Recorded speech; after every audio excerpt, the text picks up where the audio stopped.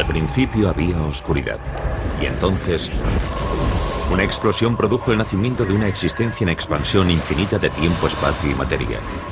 Cada día nuevos descubrimientos desvelan los misteriosos, increíbles y letales secretos del lugar al que llamamos universo. Ya han eliminado a los dinosaurios y a otras muchas especies, y no hay duda de que volverán a atacar. Sería un desastre de proporciones más que bíblicas. Investigar a los asteroides no es una cuestión solo de ciencia, Los asteroides serán uno de los mayores problemas de la humanidad. sino de supervivencia. Cuanto más sepamos antes de que lleguen, mejor preparados estaremos para intentar algo. Prepárense para conocer los últimos descubrimientos sobre asteroides y los nuevos y atrevidos planes para ir a donde ningún ser humano ha ido jamás.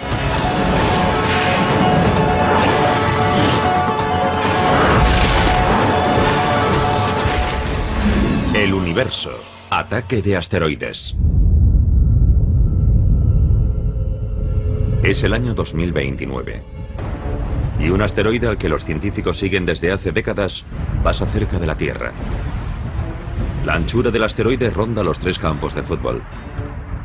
Se llama Apophis, por el antiguo dios egipcio de la destrucción. Según las últimas predicciones, Apophis no impactará contra la Tierra en 2029. Pero a su paso por una zona de espacio próxima, pero aparentemente indeterminada, la comunidad científica mundial está en alerta máxima. Los astrónomos han delimitado una zona muy pequeña de espacio. Y si a Apophis se le ocurre pasar por esa zona, se producirá la colisión con la Tierra en 2036. Y esta zona tan pequeña de unos 750 metros de largo y menos de 50 de ancho se denomina el ojo de la cerradura. Un equipo internacional de agencias espaciales lanza un cohete para encargarse de Apophis. No hay que volarlo con una bomba nuclear.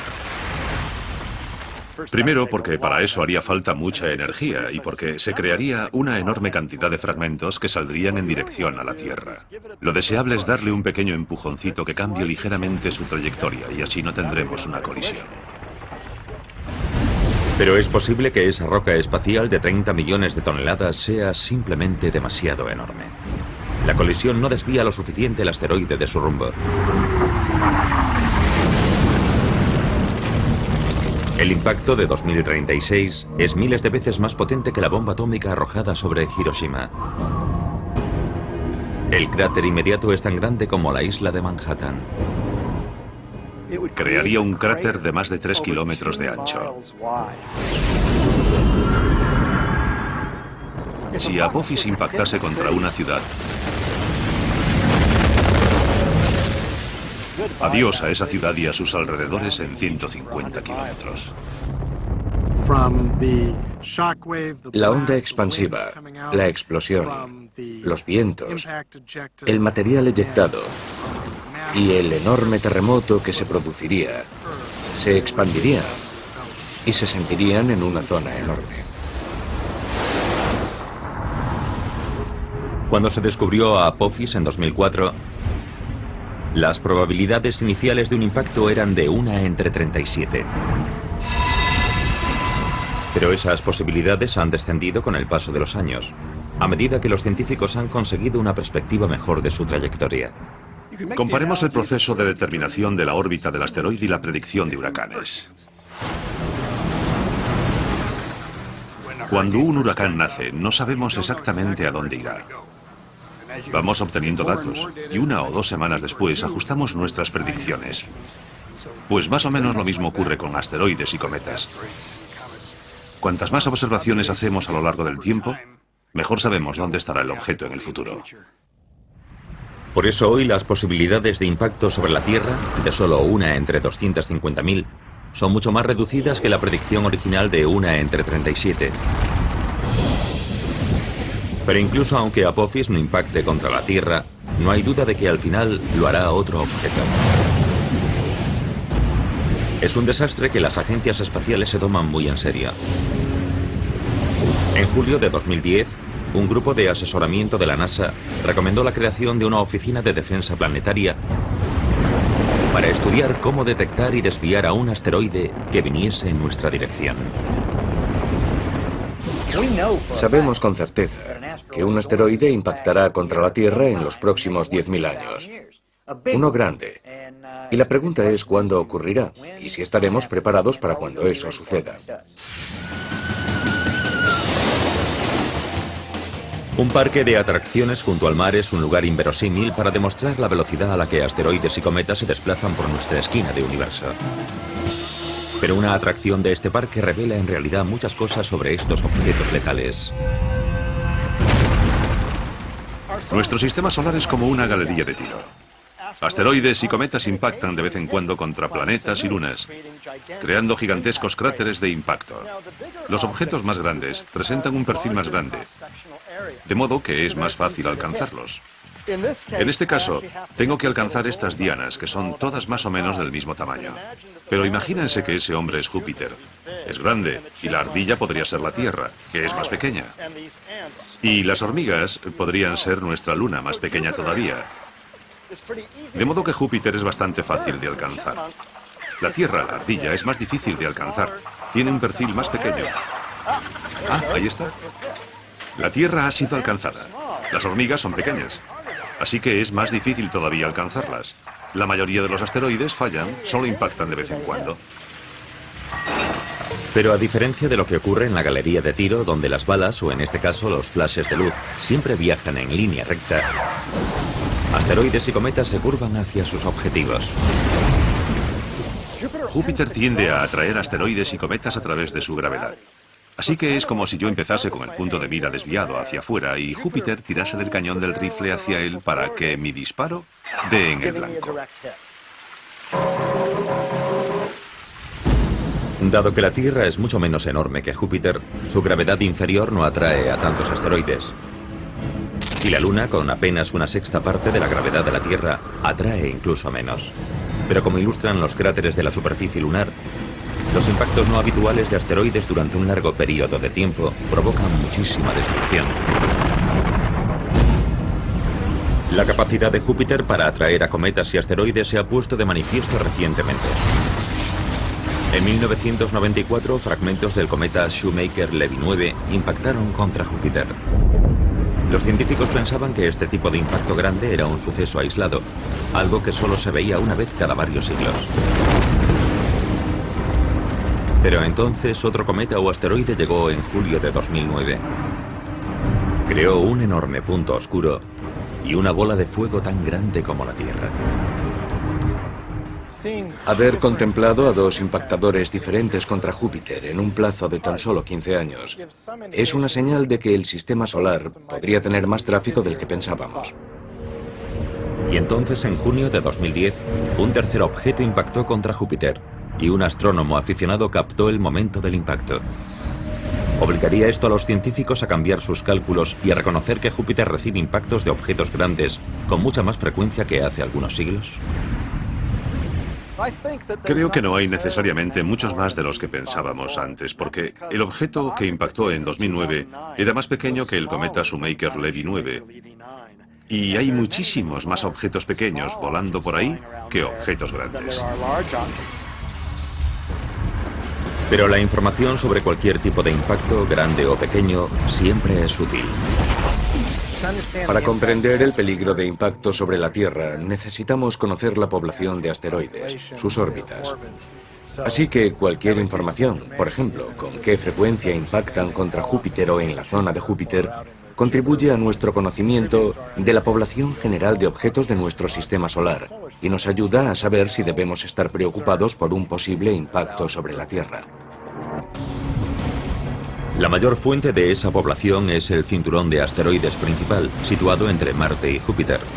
Ahí es donde la fuerte atracción gravitatoria de Júpiter ha impedido que millones de rocas más pequeñas se convirtiesen en otro planeta. Pero eso no es todo. Pensamos en los asteroides como en esas cosas que viven en el cinturón entre Marte y Júpiter, porque históricamente ahí es donde se encontraron al principio la mayoría. Pero de hecho hay asteroides que viajan más allá de Júpiter. Hay asteroides que se acercan al Sol, asteroides que se acercan a la Tierra. El asteroide más grande es Ceres, mide unos 1000 kilómetros de ancho y ocuparía desde Washington DC hasta Chicago. Es tan grande que constituye aproximadamente un tercio de la masa total del cinturón de asteroides. Un impacto de algo así sería muy mala noticia para todas las criaturas vivas de la Tierra. Es unas 100 veces más grande que el meteorito que provocó el impacto de Chicxulub, que causó la extinción del 70% de las especies de la Tierra y de los dinosaurios. Así que de entrada ya parece algo malo, pero es algo muy malo. Sería un desastre de proporciones más que bíblicas. Crearía un cráter casi tan grande como los Estados Unidos. Pero además de hacer eso, proyectaría material fundido y crearía vientos supersónicos por todo el globo. Afortunadamente, Ceres se encuentra en una órbita estable alrededor del Sol, y los asteroides grandes son fáciles de detectar y seguir. Probablemente estaríamos sobre aviso con décadas de antelación si un asteroide de más de 1,5 kilómetros de ancho tuviese posibilidades de impactar contra la Tierra. Pero los más pequeños suponen un reto mayor, como demuestran las últimas investigaciones. Hay muchos más pequeños que grandes. Si pensamos en objetos de 1 kilómetro de diámetro o mayores, hablamos de unos 940 y de que hemos descubierto un 86% de la población. Si hablamos de objetos más pequeños, digamos de 100 metros y mayores, creemos que hay unos 50.000 y que hemos descubierto el 10%. Y si hablamos de objetos inmóviles más pequeños, objetos de 30 metros o un poco más, calculamos que hay unos 2 millones de esos objetos y que hemos descubierto mucho menos del 1%. Los mejores telescopios que estarán conectados online en la próxima década permitirán a los astrónomos identificar muchos más asteroides de todos los tamaños. Pero un asteroide de 30 metros de ancho en rumbo de colisión con la Tierra podría no ser descubierto hasta poco antes de su impacto. Y algo de ese tamaño tiene una potencia devastadora.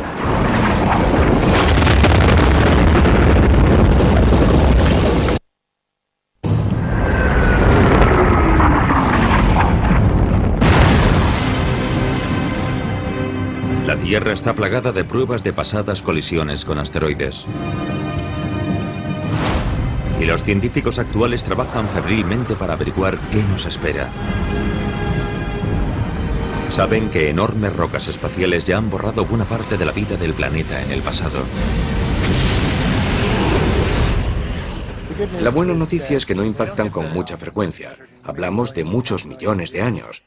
Y son lo bastante grandes como para que a través de nuestras observaciones sepamos dónde están. De modo que el aviso llegará con mucho tiempo. El mayor peligro viene de los objetos más pequeños. Son más habituales y más difíciles de encontrar. Imaginemos que uno de estos asteroides más pequeños se dirige hacia una ciudad. Puede que no la descubramos hasta tan solo unas horas antes del impacto, lo que dejaría poco tiempo para la evacuación y ninguna posibilidad de intentar su desvío en el espacio. Si mide unos 30 metros de ancho en el momento del impacto, chocará con la energía de una explosión nuclear de 5 megatones. 400 veces más potente que la bomba atómica arrojada sobre Hiroshima. En el momento del impacto contra la Tierra puede causar muchos daños, porque el cráter que se crea normalmente tiene 10 o 20 veces la anchura del objeto impactador. Así que hablamos de unos 300 o 500 metros, y varios kilómetros a la redonda del impacto se verían afectadas por los escombros que saldrían eyectados. Volarían un montón de cosas sobre nosotros.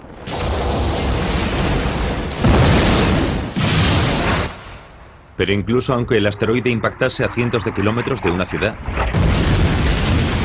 todavía podría crear el caos para sus millones de habitantes. Los suministros de comida a la ciudad se verían alterados drásticamente si el asteroide impactase contra una zona agrícola próxima. No solo es probable que muriesen todos los seres humanos, sino que arrasaría cientos de kilómetros cuadrados de cultivos. Destruiría todas las cosechas y crearía inestabilidad en el terreno durante mucho tiempo. Y los asteroides más pequeños ni siquiera necesitan impactar contra la Tierra para causar una destrucción generalizada. En 1908, la onda expansiva de la explosión de un asteroide en la atmósfera arrasó unos 80 millones de árboles a lo largo de cientos de kilómetros cuadrados en las proximidades del río Tunguska, en Siberia. Cuando un asteroide o un cometa se dirigen hacia la Tierra, se encuentran en primer lugar con la atmósfera y se aprietan, se comprimen. Y esa presión provoca que el asteroide o el cometa exploten. Esa explosión propaga la energía por una amplia región del suelo que está debajo. Por eso estas explosiones atmosféricas también son muy peligrosas. Pero la roca que causó toda esa destrucción podría haber sido incluso más pequeña de lo que se pensó en un principio. Cuando llegó a la atmósfera, el objeto de Tunguska tal vez medía solo unas docenas de metros de ancho, en lugar de los centenares que se pensó originalmente. En principio puede parecer algo bueno. Tunguska era más pequeño de lo que pensábamos. Pero en realidad es malo para nuestras predicciones de futuro porque hay más objetos pequeños que grandes.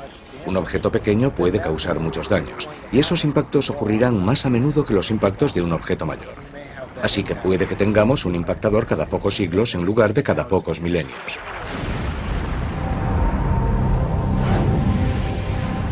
En el extremo inferior de la escala, por debajo de los 30 metros, las rocas espaciales a menudo son conocidas como meteoroides, en lugar de asteroides.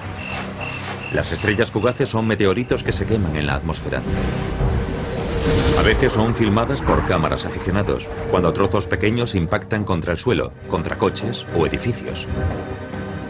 De hecho, la atmósfera de la Tierra recibe la visita de objetos del espacio exterior con mucha más frecuencia de lo que nos imaginamos.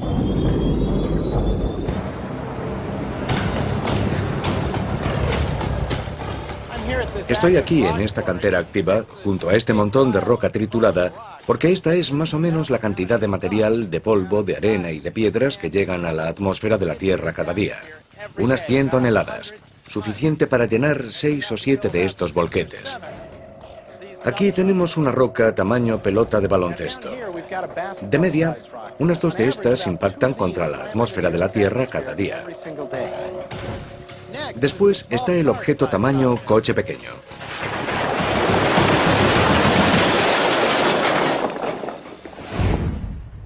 Imaginen este montón de rocas como un objeto único que impacta contra la atmósfera de la Tierra, más o menos del tamaño de un coche pequeño. Esto ocurre aproximadamente cada 2 semanas. Pero incluso algo tan grande probablemente arderá completamente antes de alcanzar la superficie de la Tierra. Un objeto normal que llegue a la atmósfera de la Tierra debe medir al menos 30 metros de diámetro para causar daños graves en la superficie. Pero 30 metros hacen una roca bastante grande. Es como desde el frontal del volquete hasta el cono naranja que está allí.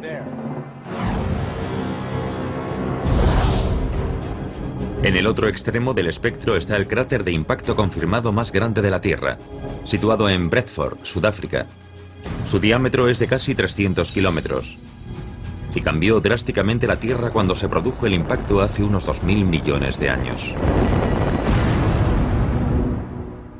Seguramente envió una capa de material al espacio que posteriormente volvió e impactó contra la Tierra, provocando incendios, si es que quedaba algo por arder. Y los efectos climáticos del impacto seguramente duraron décadas. Los océanos estaban completamente acidificados. Había toneladas de hollín en la atmósfera, algo que no nos gustaría ver hoy para nada. Para la vida primitiva de la Tierra en aquel momento fue un fenómeno de extinción importante, que dejó un cráter más del doble mayor que el que eliminó a los dinosaurios.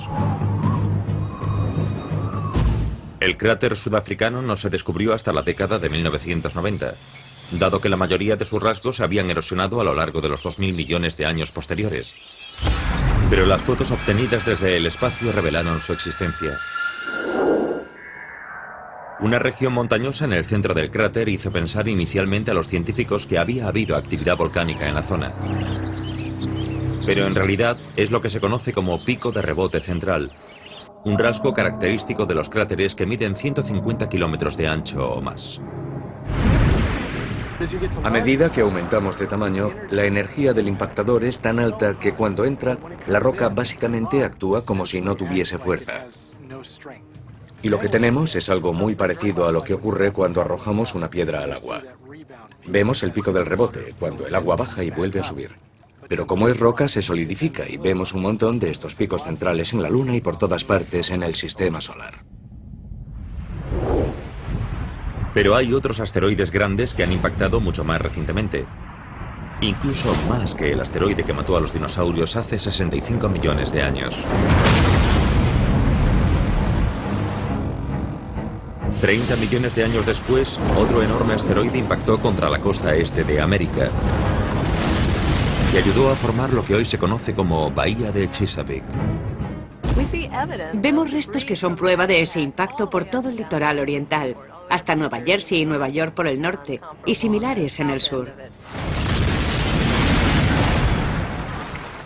El cráter de 90 kilómetros de ancho estuvo oculto bajo el agua hasta que la exploración petrolífera confirmó su existencia en la década de 1990. Y dado que el asteroide impactó justo en la costa, creó un enorme tsunami. Parece que las olas pudieron alcanzar entre los 15 y 45 kilómetros de altura, y serían olas muy grandes. Los montes Apalaches rondan los 1000 metros de altura. Así que aunque buena parte de las olas disminuyeron de altura según avanzaban tierra adentro, hablamos de mucha agua, que bien podría haber inundado los Apalaches y el actual valle del río Ohio. Y si ese mismo impacto ocurriese hoy, la costa este jamás volvería a ser la misma.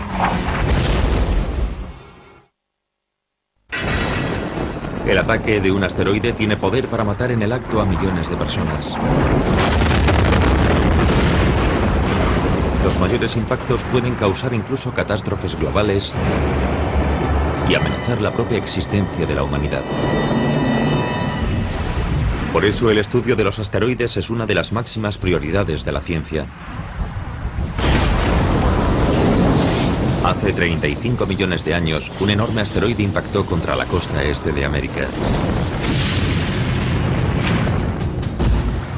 El cráter de 90 kilómetros de ancho estuvo oculto hasta hace muy poco bajo la bahía de Chesapeake.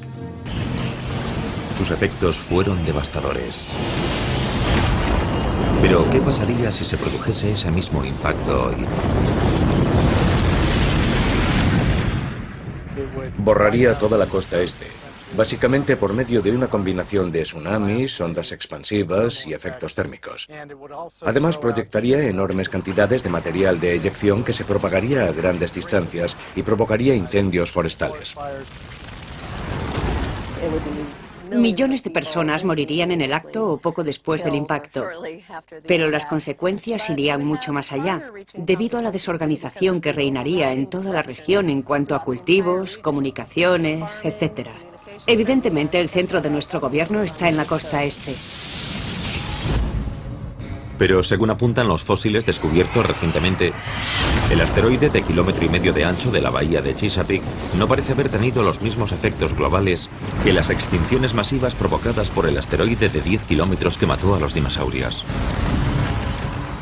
El impacto que creó la estructura de la bahía de Chesapeake hace más de 30 millones de años fue enorme, pero tenía solo una pequeña parte de la energía liberada durante el impacto del Yucatán hace 65 millones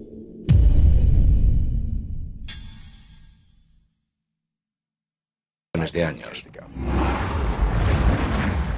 El impacto se quedó justo al límite de generar efectos globales, justo en el umbral de lo necesario para producir una extinción masiva. Debido a ese poder destructivo, es crucial saber exactamente a qué nos enfrentamos. Y eso significa acercarse lo máximo posible. En 2001, la misión de la NASA NEAR tenía como objetivo únicamente orbitar el asteroide Eros. Pero una vez que llegó allí y cumplió los objetivos de su misión, se tomó la decisión de intentar aterrizar. Eso es algo muy curioso. Es como una exploración de las de antes. Decidieron intentarlo y lo hicieron. Las imágenes de la aproximación y aterrizaje ofrecieron a los científicos una perspectiva mucho más detallada de la superficie de un asteroide de la que habían disfrutado hasta entonces, con algunos resultados inesperados. Una de las sorpresas que nos llevamos observando estos cuerpos pequeños es que tienen geología. Tenía rasgos tectónicos y parecía que se habían producido corrimientos y fenómenos de erosión en su superficie, y había cráteres de impacto y piedras grandes por todas partes. Imaginemos que un asteroide pequeño impacta contra uno mayor, se estrella contra él, levanta un montón de escombros que después se asientan lentamente, y esos escombros quedan esparcidos por toda la superficie. La nave espacial NIAR incluso transmitió desde la superficie información a la Tierra durante 2 semanas. Pero ha perdido la conexión por radio con la Tierra, así que se quedará allí en silencio durante millones de años. El explorador de asteroides Hayabusa de la Agencia de Exploración Aeroespacial Japonesa ha superado recientemente a NIAR. Es la primera nave espacial que ha conseguido aterrizar en un asteroide y regresar a la Tierra. Llegó en junio de 2010, tras un viaje de ida y vuelta de 6.500 millones de kilómetros. Como estaba planeado, la mayoría de la nave espacial se quemó en la atmósfera de la Tierra, pero la cápsula de muestras aterrizó con éxito en el rural australiano. Incluso hoy, todavía no está claro si hay muestras diminutas presentes. El minucioso examen de la cápsula continúa. Es un proceso largo, pero el equipo es optimista. Creen que extraeremos grandes datos de las primeras muestras de asteroide que han llegado a la Tierra. Para un geoquímico, un par de microgramos de material es suficiente para hacer un análisis detallado de composición química y mineralogía. Antes incluso de que regresase Hayabusa, ya estaba en marcha otra misión a un asteroide. 3, 2, 1, ignición y despegue. Tras su lanzamiento en 2007, la nave espacial Dawn o Amanecer de la NASA va camino de 2 de los asteroides más grandes del cinturón de asteroides que se encuentra entre Marte y Júpiter. Dawn llegará a Vesta, de 515 kilómetros de ancho, en 2011. Lo orbitará durante un año y después llegará a Ceres, de 1000 kilómetros de ancho, en 2015. No podríamos encontrar 2 asteroides más diferentes entre sí. Ceres creemos que es relativamente húmedo, tal vez tenga hielo bajo la superficie. Y el otro, Vesta, creemos que es lo contrario.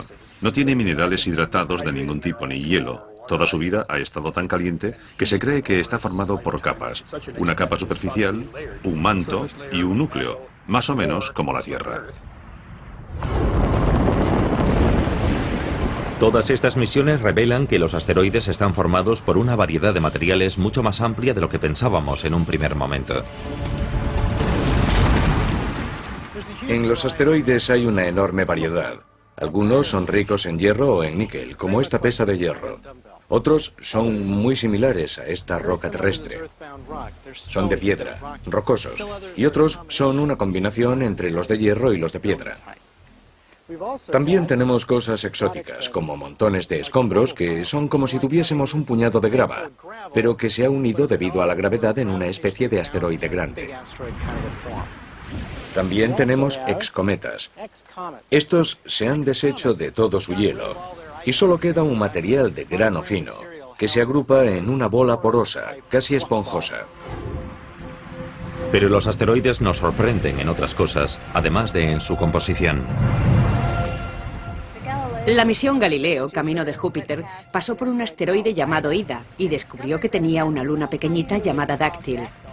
Esto fue una gran sorpresa. Y ahora hemos descubierto que no se trata de un incidente aislado.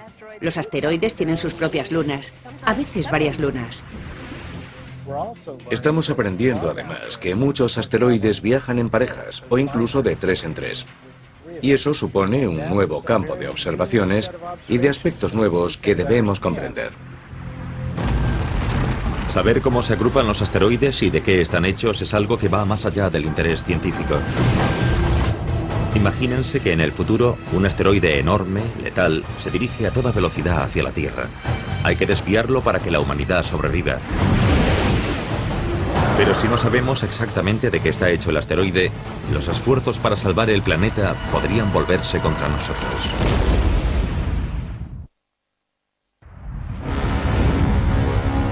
El impacto de un asteroide puede provocar más destrucción que prácticamente cualquier otro desastre natural. Pero es también uno de los pocos ejemplos de la furia de la naturaleza que tal vez podamos evitar.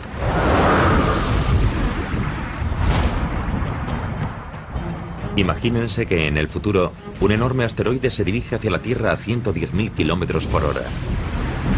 Las agencias espaciales internacionales han preparado y lanzado un cohete conjunto para intentar salvar a la humanidad.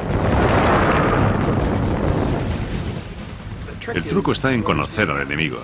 ¿Está formado por hierro macizo? ¿Está formado por trozos de roca? ¿Está formado por un montón de escombros? ¿Es una bola fofa excometa? Porque si chocamos contra un trozo de hierro macizo con una nave espacial, reaccionará de forma muy diferente que un objeto esponjoso. El asteroide resulta estar formado por un montón de escombros. Es lo bastante blando para absorber casi todo el impacto del cohete y para continuar en su rumbo de colisión contra la Tierra. Además, es lo bastante grande para no quemarse en la atmósfera. Impacta y cambia para siempre la vida en nuestro planeta. Este es el precio que podríamos pagar si no aprendemos lo máximo posible sobre la variedad de asteroides de nuestro sistema solar.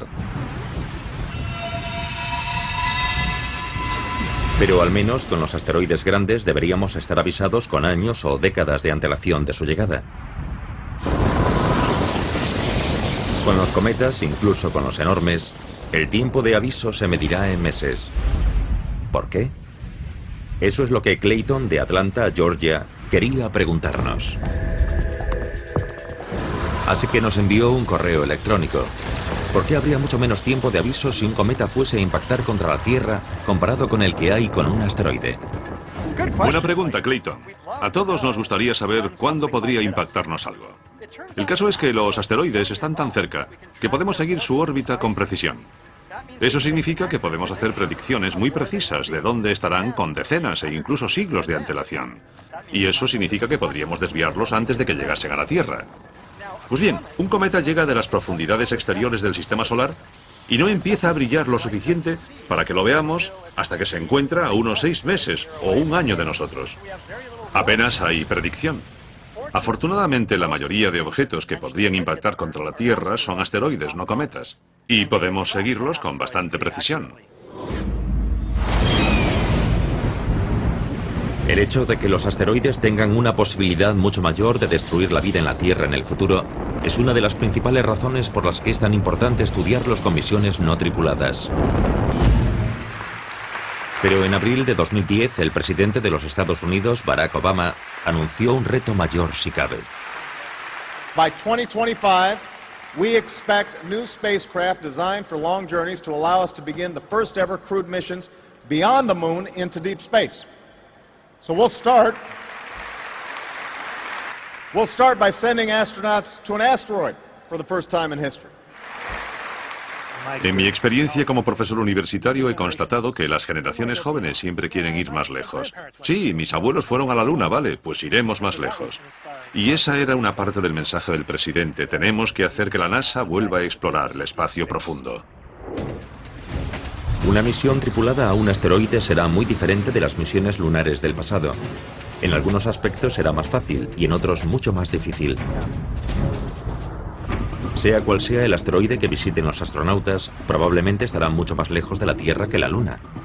De modo que el viaje posiblemente durará meses, en lugar de los 8 días que se tardan en llegar a la Luna. Pero en el viaje de ida y vuelta en realidad se usará menos combustible que en una misión de alunizaje. Cuando viajas a la Luna, estás ante un cuerpo con una gravedad propia importante. Tienes que usar más combustible para frenarte con seguridad y descender hasta la superficie.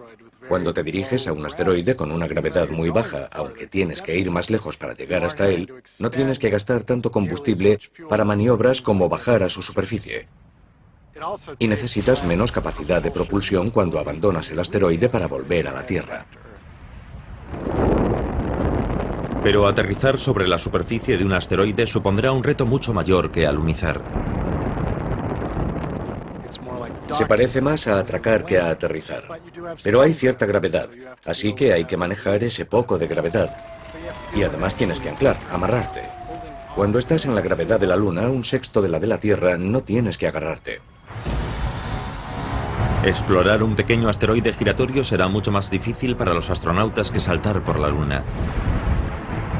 Será más similar a un paseo espacial. El concepto de arriba y abajo es un poco confuso, y hay que tener cuidado a la hora de dar un paseo por el asteroide, porque la gravedad del asteroide es muy leve.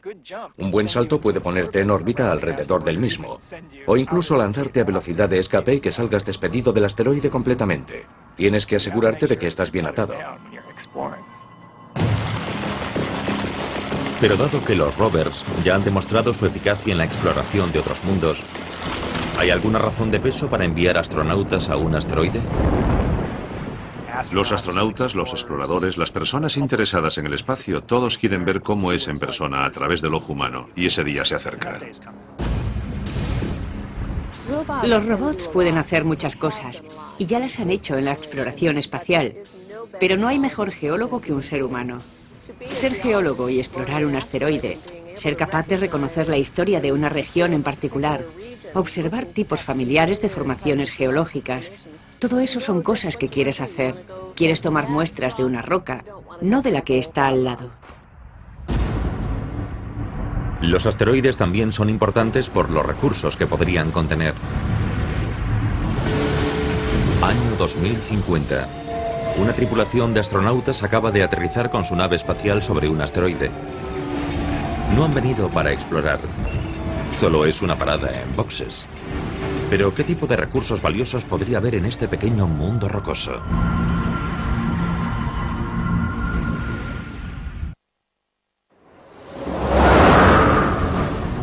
El ataque de un asteroide puede eliminar a especies enteras, humanos incluidos. Pero en lugar de aceptar ese destino, los científicos intentan aprender lo suficiente sobre ellos para evitar el desastre. Y los asteroides que no se dirigen hacia la Tierra podrían acabar siendo incluso útiles. Una de las razones para visitar asteroides y estudiarlos es que podrían contener recursos que podrían ser útiles para futuros exploradores humanos. Y entre los más importantes está el hielo, el agua.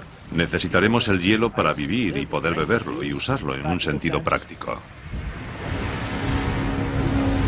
Año 2050.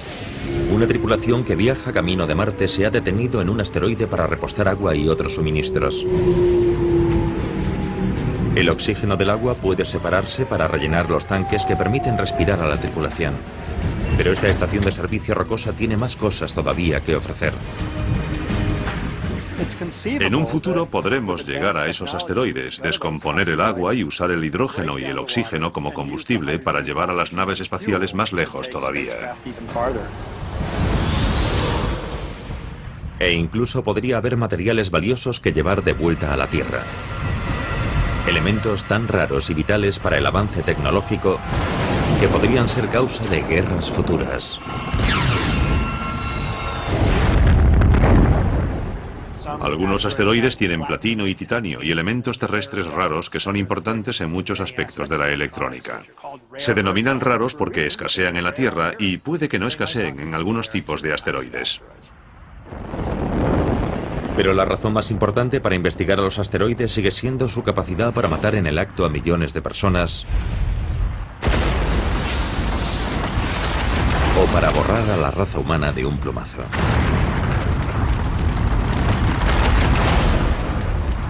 Para contrarrestar esta amenaza, la NASA lanzó la misión WISE en diciembre de 2009.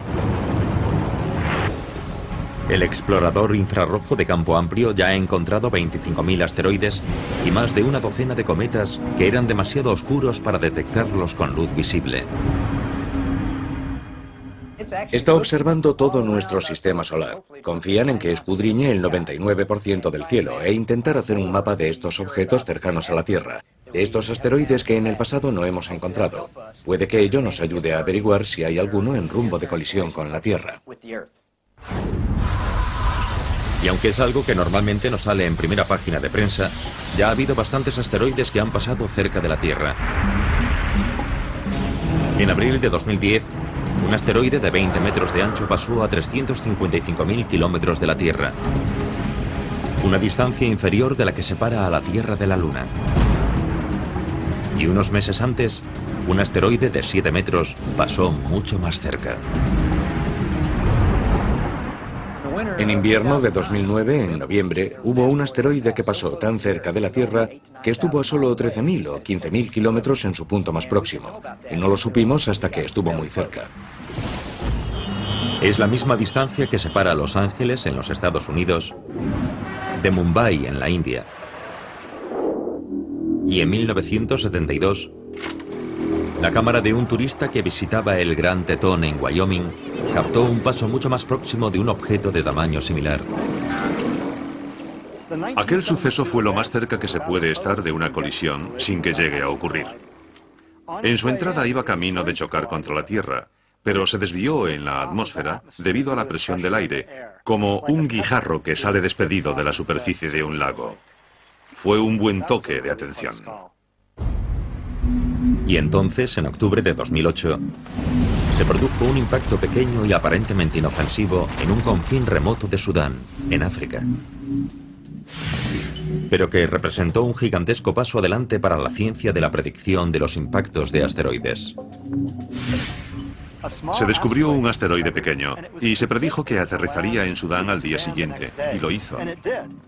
Se trata del primer caso en el que se descubre un objeto y se predice que aterrizará en un lugar y un momento concreto.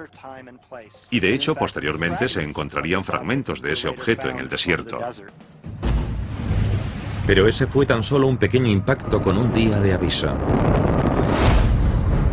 Hoy sigue debatiéndose sobre si podremos identificar y desviar algo capaz de infligir daños catastróficos a la Tierra.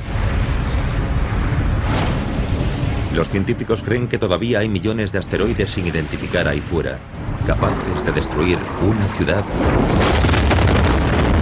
o algo peor. ¿Serán capaces de averiguar cuáles se cruzarán en nuestro camino? ¿Y seremos capaces de evitar que se estrellen contra la Tierra? Las apuestas no podrían estar más altas. Cada nuevo descubrimiento en el mundo de los asteroides no es solo un avance científico, sino una oportunidad de aumentar las posibilidades de supervivencia de la raza humana.